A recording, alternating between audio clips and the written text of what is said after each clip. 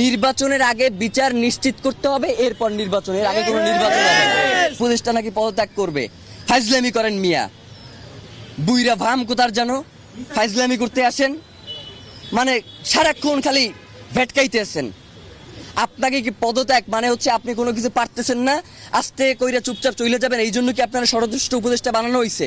ওই জায়গা দিয়ে আপনি লড়তে পারবেন না। আপনার পুরো এই ঘটনার সাথে কারা কারা জড়িত এইটা নিশ্চিত কইরা আপনি এইখান থেকে যাইবেন, এর আগে আপনি কোনো জায়গায় যাইতে পারবেন না। মানে হইলো যাইয়া আপনি যাবেন, কোনো সমস্যা নাই, তার আগে বলবেন যে আপনারা কে বাধা দিছে এই দায়িত্ব পালন করতে, আপনি কার কার জন্য এই দায়িত্ব পালন করতে পারেন নাই, কে এই খুনের তদন্ত করতে আপনারা বাধা দিছে, সব কথা বইলে দিয়া এরপর আপনি যাইতে হইবে। এছাড়া আপনার যাওয়ারও কোনো সুযোগ নাই। এবং ডক্টর ইউনূসকেও আমরা বলতে চাই যে বাংলাদেশের জনগণ আপনাকে প্রধান উপদেষ্টা বানাইছে এই জনগণের স্বাধীনতা সার্বভৌমত্বকে টিকিয়ে রাখার জন্য। জানাজার মাঠে আপনি বলেছেন যে আপনি শরীফ ওসমান হাদিকে ধারণ করেন, কিন্তু একবারের জন্য আপনি জানাজার ময়দানে বলেন নাই যে খুনের বিচারের ব্যাপারে আপনি কি করবেন। মানে এই যে এত বড় একটা হত্যাকাণ্ড হইল, এর বিচারের জন্য আপনি কি কি পদক্ষেপ নেবেন সেইটা আপনার মুখ থেকে আমরা শুনতে পারি নাই। মানে আপনার যে অসহায়ত্ব সেইটা আমরা দেখতে পাইছি। আপনি আসলে কিসের কারণে অসহায় সেইটা আমরা জানতে চাই। আপনাকে কে অসহায় করে তুললো এইটা আমাদের কাছে আপনার জানাইতে হবে। মানে এইটা না জানাইয়া তড়িগড়ি করে নির্বাচন দিয়ে এরপর আপনি চলে যাবেন, এইটা হবে না। নির্বাচনের আগে বিচার নিশ্চিত করতে হবে, এরপর নির্বাচনের আগে কোনো নির্বাচন হবে না।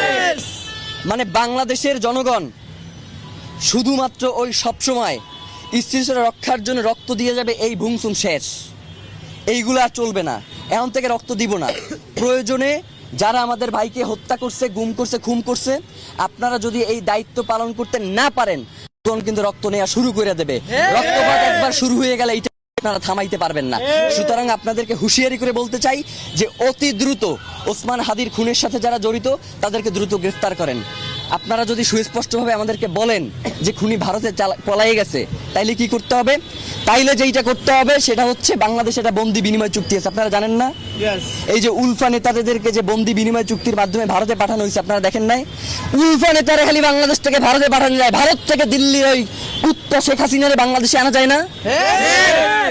মানে হইলো যাইয়া বাংলাদেশ থেকে খালি আমরা সবাই খালি সহযোগিতা করবো আর পাঠাবো, কিন্তু ওই দেশে খালি সন্ত্রাসীদের অভয়ারণ্য হবে, ওই দেশ থেকে কাউকে পাঠানো হবে। এই ধরনের ফাইজলামি মার্কা বন্দি বিনিময় চুক্তি আমাদের দরকার নাই।